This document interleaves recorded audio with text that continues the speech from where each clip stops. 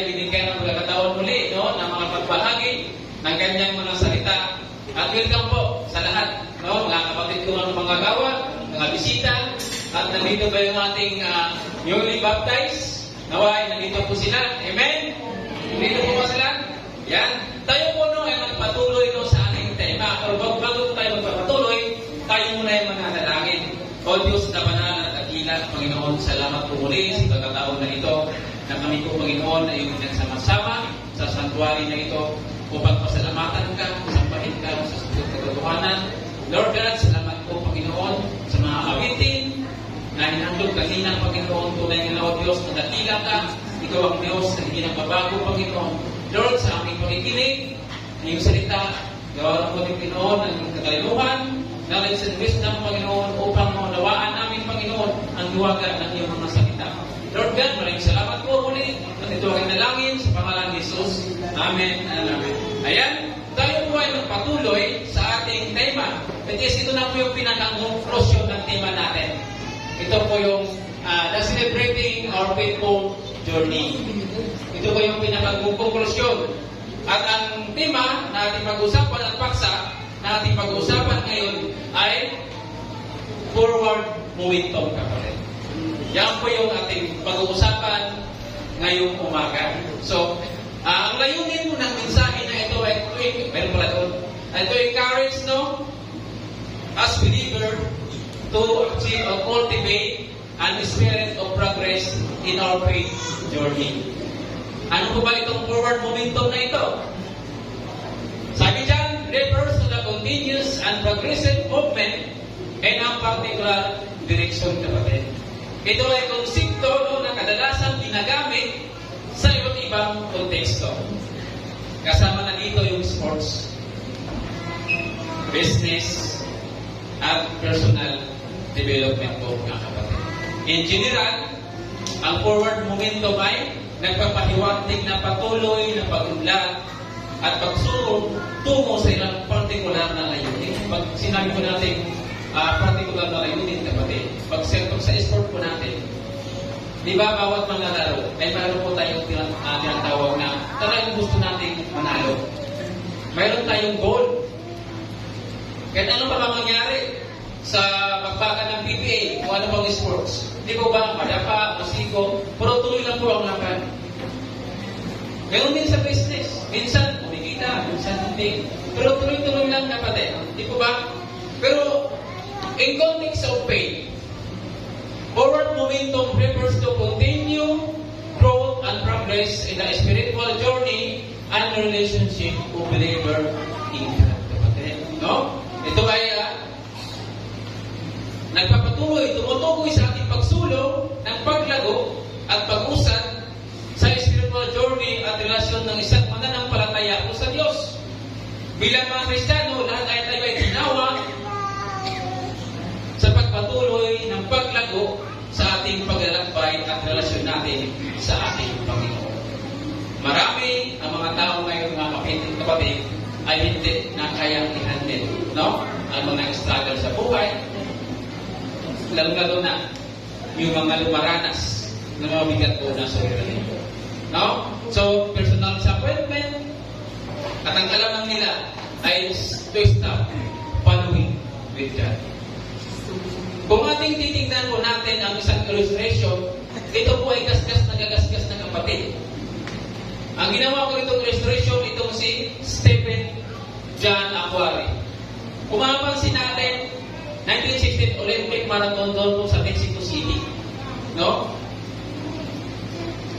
Isa siya sa mga 75 people who started the race. Nahanap ko pa talaga yung picture na yan. Kung makikita natin, may bindahin na po siya sa kanyang tuhod. Dahil bago po dumating ng finish line, pinulikat po siya. Hindi po niya nakayanan, pero unti-unti pa rin siya tumuusan. Kahit alam niya, talo na siya. Nagpatuloy pa rin siya sa hangganan. Kasi, alam niya, nung time na na-interview siya, nung in-interview siya, nung reporter, bakit hindi ka na lang nag-quit? Na alam mo nang talo ka na. Ang sabi na yan, my country did not send me 5,000 miles to start the race. Sabi, they sent me 5,000 miles to finish the race. Di po ba? Kasi nagpatuloy siya, kapatid. Hindi ibig sabihin, hindi siya pinadala doon para magsimula na. Pinadala siya doon para tapusin po ang laban. Di po ba? Kaya, ibig sabihin, hindi lang, bilang Kristiyano, di po ba, dapat magpatuloy, dumaan tayo sa maraming pagsubok, struggle sa buhay. Pagka iwan mo po yung buhay natin, tuloy na po ang laban. Di po ba? Sabi niya, ang Kristiyano ay hindi lang 100 meter dash na tarihang tatakbuhin natin. Sa halip, ito ay mas katulad po ng isang marathon. Di po ba? Yung buhay natin Kristiyano. Ibig sabihin, ay hindi gaano mahalaga kung paano po sinimulan ng karera. Ang importante po, kung paano po pinapos yung karera natin. Di po ba? The show must go on, di po ba? Dapat ganun tayo bilang isang Kristiyano. Kaya dumaan ka lang sa mga pagsubok sa buhay, struggle, wala na. Ay, hindi na po ako pupunta ng church. Bakit? Hindi ko alam kung sa aking bangkis. Di po ba? Nanlupay-pay po tayo. Di po ba? Kaya, nga kapatid, no, dapat magpatuloy lang po tayo. Ang buhay Kristiyano ay palaging hamon sa atin. Ang naharap tayo sa mga hadlang at pagsubok po sa buhay. May mga challenges, bawat isa. No? May mga pagbabago, may mga crisis na kailangan natin harapin. Giving na po yan, kapatid. No? Sino po dito ang walang ganyan? Lahat po tayo ay dumaan sa lahat ng mga pagsubok. Walang pong exempted dyan, kapatid. Mayroon tayong mga kakilala. Ang ilang tao, naging bahagi na rin sa buhay natin. No? Naging bahagi po sa fellowship natin. Pero di na natin sila nakikita ngayon. Di po ba? Marami. Hindi lang dito. No? Sa ibang mga iglesia. Hindi natin sila nakikita. Kaya minsan, no? Napapaisip tayo, kumusta na kaya sila? They're still walking with the Lord? Ang tanong natin, lumakad na ba sila na nakaayon sa kaurupan ng ating Panginoon? Kung lumipat lang po sila ibang iglesia, they're still part of the race. Kung lumipat na sila iglesia. But ang nakakalungkot ang kapatid, ang iba ay bumalik po sa kanilang lifestyle. At sa halip, lalo niyang kilalanin ang Panginoon, they stop pursuing intimacy with God. Yung po ang nakakalungkot. Ang ilan, lumipat man sila, okay lang. Ang iba, talagang tuluyan ang bumalik kung ano sila natin. So sa umagang ito, ating pag-aralan, I want to explore kung paano tayo ay manatiling grounded sa ating Panginoon, sa ating pananampalataya. Di po ba? No? Marami, para magpatuloy sa pagtakbo, pagsulong, kahit sa kabila ng mga pagbabago at mga crisis na mga nating haharapin. So ang liham na ito ni Apostol Pablo para po sa mga taga-Pilipos ay itinuturing na isa sa kanyang pinakamasayang liham. Maaari natin isipin na ang isunod niya ito ay siguro nasa relax siya ng kalagayan. No? Pero ang totoo po ay hindi, kapatid. Dahil, ayan po, nasa kulungan po si Apostol Pablo during that time. Siya po ay binabantayan po siya 24 hours a day. Yung ba yung relax? Nakakadina? At hindi niya alam siya ay mabubuhay pa o mamamatay. At ako'y naniniwala na kung mayroon tayong katulad na mindset o attitude ni Apostol Pablo, ikaw at ako, tayong lahat, ay matatapos na natin ang karirang ito. Ano mo ba? At makakayanan ang pagsubok at tapusin ang karera. Kaya nga umagang ito, gusto ko ibahagi sa inyo ang tatlong commitment, kapatid, to help us to press on. Mapanatili ang forward momentum na ito. Di po ba? How to keep pressing on and maintain a forward momentum. Ayon po doon sa verse 12. Yan ba yung unang ating alalagay? Sabi dyan, pero basahin na po sa wikang Tagalog, dahil English po dyan, dahil English po yung aking Panginoon. Hindi sa nakamdam ko na mga bagay na ito. Hindi rin sa ako'y ganap na. Ngunit sinikap kong makamtan ang gantimpala sapagkat ito ang dahilan kung bakit ako'y tinawag ni Kristo Jesus. Mas maiksi kasi pag-English. Mas mahaba sa Tagalog. So, ang talata ay nagsasaad ng goal. Kapatid, nakita natin, may goal po siya at purpose. Sabi doon, sa madaling salita, ang layunin ni Pablo sa buhay ay naaayon sa layunin ni Kristo para sa kanya. Hindi po ba? Ang tanong, what was the goal in saving Paul? Bakit niligtas ng Panginoon si Apostol Pablo? Bakit? Sabi dyan, sa Roma, basahin ko ulit sa wikang Tagalog, sapagkat sa mulat-mulat pa'y alam ng Diyos kung sino ang magiging Kanya at ang mga ito ay pinili niya upang maging katulad niya ng Kanyang anak. Sa gayon, ang anak ang naging maganay sa lahat ng maraming magkakapatid. Kaya, God chose Paul, mga kapatid. At ganun din po sa atin. Pinili din po tayo ng ating Panginoon. To make Him like Jesus Christ. Ang layunin kung saan tayo ay niligtas ng Diyos ay ang layunin din ng ating pamumuhay, kapatid. Kumusta po ang ating pamumuhay? Ano po ba ang purpose natin? Bakit po tayo dito? Bakit po tayo mga tinaganyang gawain? Baka po ang iba sa atin hindi alam kung bakit nandito. Na itong lang ba? Mayaya lang? Hindi alam kung bakit nandito, kapatid. No? May mga purpose ba ang Panginoon sa pagliligtas kay Pablo? Of course, mayroon. Di po ba? It was to transform him into Christ-likeness, kapatid. The same purpose applied to all believers. Sa simula pa lamang, when God created humanity, we were made in His image. Di po ba? Doon sa Genesis 1:27. Dahil nagkasala ang tao, ito ang dahilan ng separation between God and humanity. Kasi yung gusto po natin, Christ-likeness, who perfectly reflected God's nature dapat.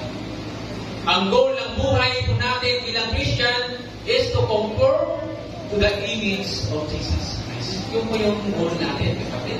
Hindi po ba?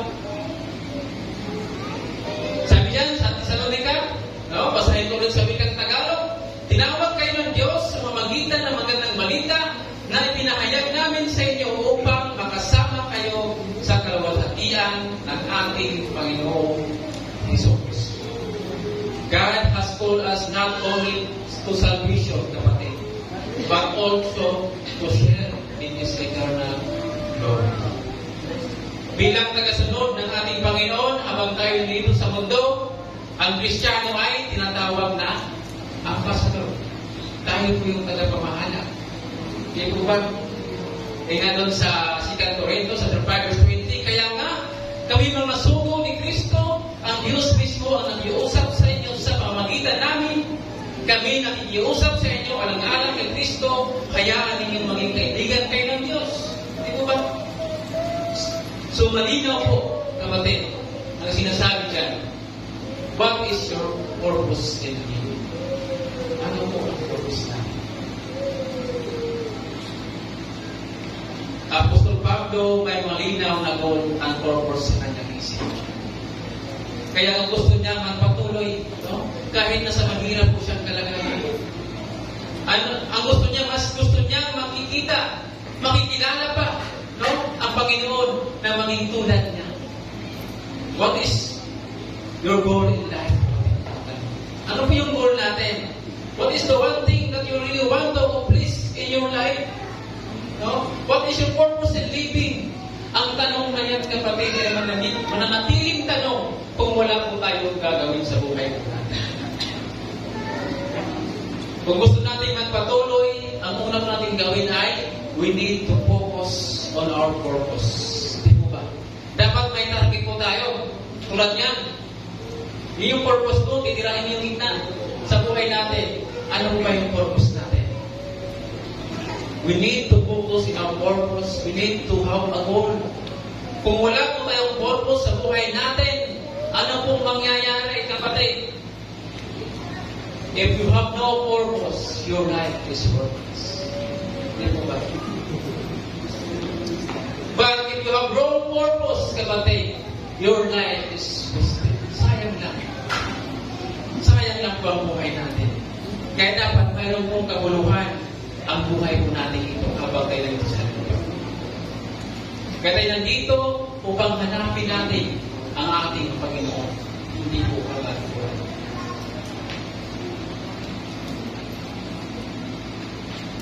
Sabi dyan, sapagkat ano ba ang mapalad na isang tao makamtan man niya ang buong daigdig, ngunit napapahamak naman ang kanyang sarili. Ano ba ang may babayad ng isang tao para mabawi ang kanyang buhay? Kaya walang saysay, kapatid, kung ano man po ang ating mga natapos na abot na pangarap sa buhay. Kung tayo man po ay nakapalayo sa ating Panginoon. Di po ba?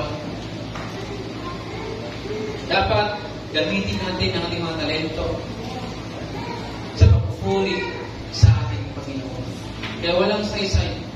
Kung kayo may naabot na natin, nakamta na natin ang lahat ng ibinigay ng mundo. Pero ang buhay mo ay napapahamak naman. Lumayo ka naman sa ating Panginoon. Ibig sabihin, mayroon mga bagay na mas mahalaga po sa pera. Amen o ba? Ang ating kaluluwa ay mas mahalaga kaysa pera. Pero ang nakakalungkot lamang, people nowadays ay nakatuon po lamang sa mga bagay na ibinigay po sa mundo. Pero si Apostol Pablo, he made his purpose in life clear, kapatid. I want to know Christ. I want to know Christ. Be like Him. I want to know Christ personally. Sabi dyan, that I may know Him and the power of His resurrection and the fellowship of His suffering being conformed to His death. Di po ba? In verse 10, Paul said, that I may know Him. Alam po ninyo, mayroong pagkakaiba sa knowing Him personally in your heads and knowing Him personally in your hearts. Magkakaiba po yung kapatid. In fact, sa mga binanggit ng Panginoon sa Sermon on the Mount, sa araw ng paghukom, maraming tao ang nagkasabi, unang ganito. Hindi po ba? Sa araw ng paghukom, marami ang magkasabi sa akin, Panginoon, hindi ko ba kami ang nagpahayag ng mensahe mula sa Diyos? Nagpalaya sa mga demonyo at gumagawa ng mga himala sa iyong pangalan? Kung titingnan natin, kapatid, sila din ay mga Christian din.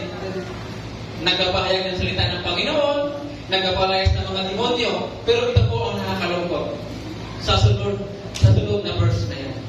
Ano kung sabi dyan? I never know you.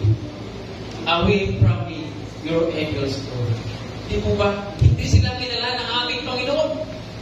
Kahit sila ay nangangaral ng salita ng Diyos, kahit sila nagpapalayas ng mga demonyo, yung po ang nakasyak na sinabi ng ating Panginoon sa kanila. Hindi ko kayo kilala. Lumayo kayo sa akin mga gumagawa ng masama. Mga kapatid, no? Brothers and sisters, going to heaven is not a matter of performing religious duties. Hindi importante you come to church every Sunday or every day. Ang gusto ng Panginoon, what matters to God is you have a personal, intimate relationship with Him. Yun po ang kailangan ng Panginoon. Hindi po ito usaping relihiyon, kapatid, na mayroon po tayo. At having relationship with Him, yan po ang gustong mangyari. Na makilala po natin labos ang Panginoon. Pero hindi lang makilala siya personally, kapatid. Dapat atin siyang makilala powerfully. Di po ba? Sabi dyan, that I may know Him and the power of His resurrection and the fellowship of His suffering, being dapat makilala natin siya powerfully. Di po ba? Kailangan makilala natin siya, hindi lang powerfully, passionately, kapatid. Di po ba? In order to be like Christ because He know God's will for him. Ito din po ang desire natin. Ito din po ba ang desire ng ating puso, kapatid, na makilala siya? Ito rin ba po ang purpose natin kaya tayo nandito? Kaya tayo pumupunta sa church, sa mga gawain niya. Alam ba natin that your purpose will determine your priorities? Di po ba? Kung tayo po ay Kristiyano, alam dapat natin kung ano po ang purpose natin. Ano man ang mangyari, patuloy lamang tayo sa karirang ito. Hindi lamang na mag-focus tayo sa ating purpose. Ang susunod po, number 2, forget your past. Alisin mo yung mga baggage na yan, kapatid. Pag hindi mo inalis yung mga baggage na yan, hindi mo madirekta yung purpose mo sa buhay. Hindi mo ba? Ito pala. Sabi dyan, sa Tagalog, mga kapatid, hindi ko pinapalagay na nakamit ko na ito. Ngunit, isang bagay ang ginawa ko. Nilimot ko ang nakaraan at sinikap na marating ang layunin nais ko. Hindi mo ba? Nilimot yung nakaraan. Pag ka na lumingon, kapatid, sabi ni Apostol Pablo, but one thing, ako dyan, but one thing I do. Forgetting what lies behind and reaching forward to what lies ahead. Hindi po ba? Nilimot niya ang nakaraan. Alam po natin ano ang katulugan ng nakaraan po para po na Apostol Pablo. Siya po yung tao na may have authority from the highest place to seek out the Christian and he used his authority to kill Christian. Siya po yung taga-usip ng time na yun ng mga Kristiyano. To murder them, kapatid. At sinabi niya mismo sa kanyang bibig, no? At ako ang pinakamasama sa lahat ng mga kasalanan. Sinabi niya yun doon sa unang Timothy, chapter 1, verse 15. Inamin niya mismo sa kanyang sarili. So brothers and sisters, una, we need to forget our past guilt, kapatid. No? Hindi mo maaaring paitulutan ang mga bagay na maganda kung hindi mo natin i-let go ang nakaraan. Hindi mo ba? I-let go na natin. Patuloy lamang tayo mag-hold back sa atin yung nakaraan na yun. You know our God. He's a God of many chances, kapatid. No? Second, third, etc. Sa tao, may hangganan yung chances na yun. Sa Panginoon, wala pa. Hindi po mahalaga kung gaano kalalim ang ating pagkakasala. Ang importante kung paano tayo nagsisi sa nagawa ng ating kasalanan. Di po ba sabi niyan? It doesn't matter how deep you sunk in sin. What matter is what God does if you repent. Yan po ang importante ng Panginoon. Hindi mahalaga kung gaano kadami ang kalalim ang iyong pagkakasala. Ang gusto niya, mag-repent po tayo. Di po ba? Dahil sa Tito 3:5, iniligtas niya tayo hindi dahil sa ating mabuting gawa, kundi dahil sa kanyang habag sa atin. Tayo pinanganak na muli sa pamagitan ng tubig at tayo ay pinagaw ng Espiritu Santo. The Bible says, do with bitterness, take root in your heart. It means you have to get rid of it. Ang pinangalan po natin gawin, let go and let God, kapatid. Yung po dapat ang mindset natin. Let go natin yan, yung ating mga baggage na yan, and let God. Ang Panginoon po ang ipasok natin, kapatid. Palitan po natin yan. No? Habang nasa karina po tayo, ang huling bagay na gusto mong gawin, ang gusto natin gawin, ay lumingin po sa ating katalimuran. No? Di mo ba? If you keep looking forwards, kapatid, you will never go forwards. Huwag na nating lingungin. Yung po, no? Sa buhay ng tao, mag-focus na po tayo kung ano ba yung goal natin. If you keep looking backwards, you will never go forwards, kapatid. Yung bagis na yan, ilaglag mo na yan. As Christian, we need to forget what is behind. No? And then straight toward what is ahead. There is an effort involved in Christian life. May effort po ito. No? May kasamang pagsisikap sa buhay Kristiyano. Totoo po tayo ay naligtas sa magitan ng biyaya at hindi po sa ating sariling gawa. Pero, hindi po ibig sabihin, wala na po tayong gagawin. Kapatid, hindi lang po hindi manatili ang nag-aupo dyan. Kasi sabi po sa Santiago, chapter 2, verse 17, kayo naman, patay ang pananampalataya, walang kalaking nagawa. Ibig po ba? Di ba? If you are going to keep forward, focus in life, if you need to forget what is behind and strain toward what is ahead. Di po ba? So, in order to press on and maintain ang forward momentum, you need to focus on your purpose. Forget past and turn, fix your eyes on the prize. Di po ba? Ano ba yung prize na yun, kapatid? Sabi dyan, nagpatuloy nga ako patungo sa hangganan upang makamtan ang gantimpala ng pagkatawag sa akin ng Diyos sa pamamagitan ni Kristo Jesus ang buhay na hantong sa langit. Kanina, makikita natin ng goal ni Apostol Pablo, to know Christ and be like this. Yun po yung goal niya. Dagdag pa niya, ang desire niya, be where Christ is. Mayroon siyang clear goal, being in heaven with the Lord. Inasahan niya ang ultimate na gantimpala para sa kanya na tapat na lingkod. Ang premyong ito ay ang makasama ang Panginoon Jesucristo. Ito ang magandang pananaw sa isang pananampalataya at sa atin. Dapat ito po yung mindset natin. No? Tulad ni Paul, kaya nga mga kapatid, lalo sa mga kabataan, no?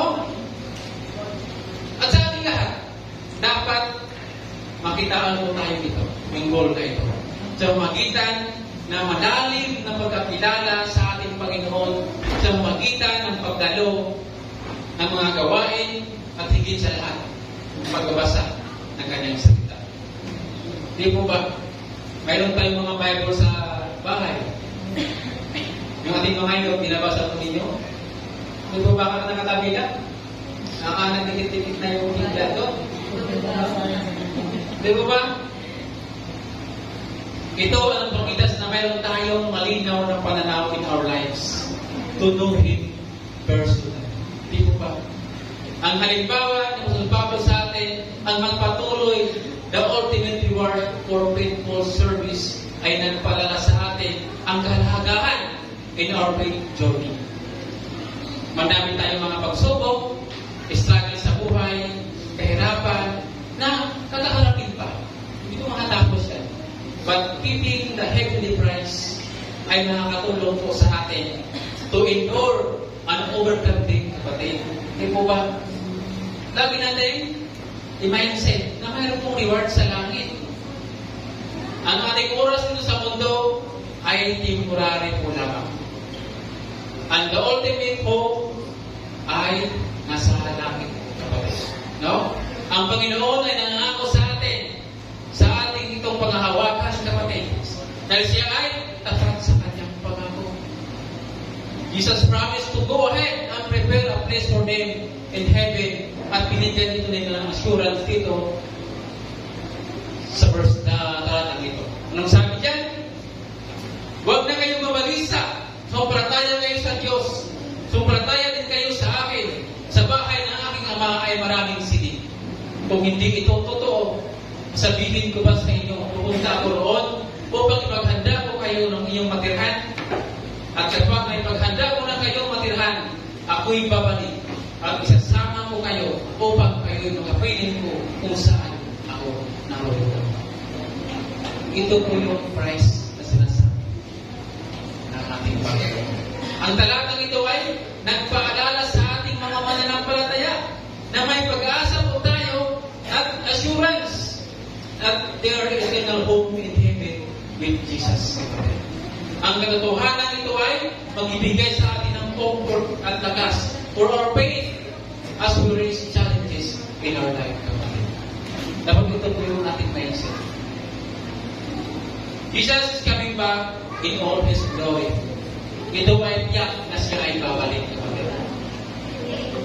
Kung mangyayari ito, ang lahat ng mga manampalataya na naniniwala sa Kanya, we live Him forever and ever. Kung ginanggap po natin ang Panginoong Kristo bilang sariling tagapagligtas and Savior, ang Panginoon ay nanangako sa atin, mayroong tahanan na nakalaan po sa atin in heaven. Hindi po ba, kung hindi po tayo handa sa Kanyang pagbabalik para sa atin, ang tanong na lamang ay, where will we spend eternity? Saan ka po mag-spend ang eternity? Dalawa lang po yan. Heaven, langit po, ever.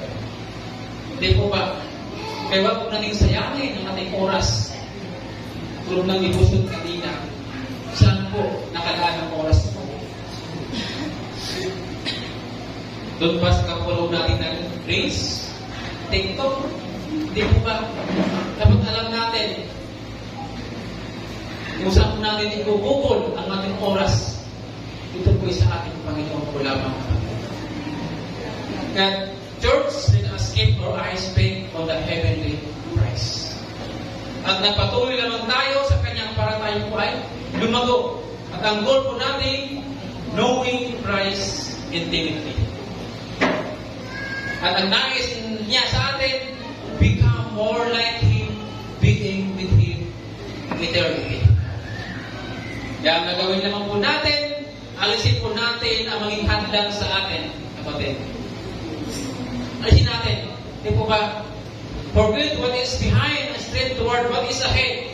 Press on toward the goal to win the prize. Di po ba? Lahat ng distraction, alisin natin. Dahil hindi po yan makakatulong sa ating spiritual journey sa ating Panginoon. Recap tayo. To keep pressing on and maintain. For one momentum, una, focus on your purpose.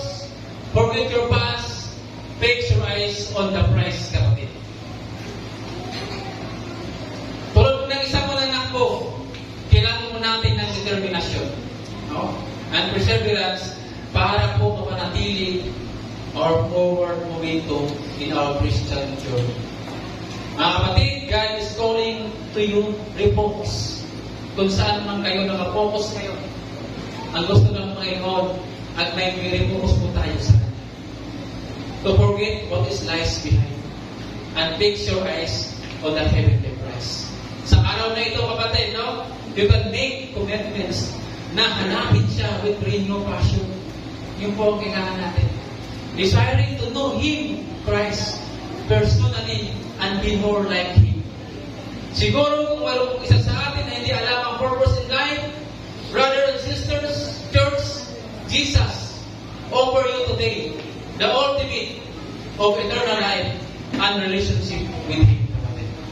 Panghawakan po natin ang Kanyang pangako dahil siya ay tapat at hindi po nagbabago, kapatid. Kung babalikan natin ang tanong last Sunday, ang tanong ni Pastor Marlon bago po siya nagtapos, ang dalawang tanong na kinuha ko doon, ang tanong na ito ay, gaano ka nakatuon sa gantimpala? Gaano ka nakatuon sa gantimpala? Ang sagot po namin dyan ay mag-focus po tayo sa ating ngayon. Pagsikapan po natin ng mabuti, kapatid. Sabi nga kanina sa verse 12, hindi sa nakamtan ko na ang mga bagay na ito, hindi rin sa ako'y ganap na, ngunit hindi ka po makamtan ang gantimpala sapagkat ito ang dahilan kung bakit ako'y tinawag ni Kristo.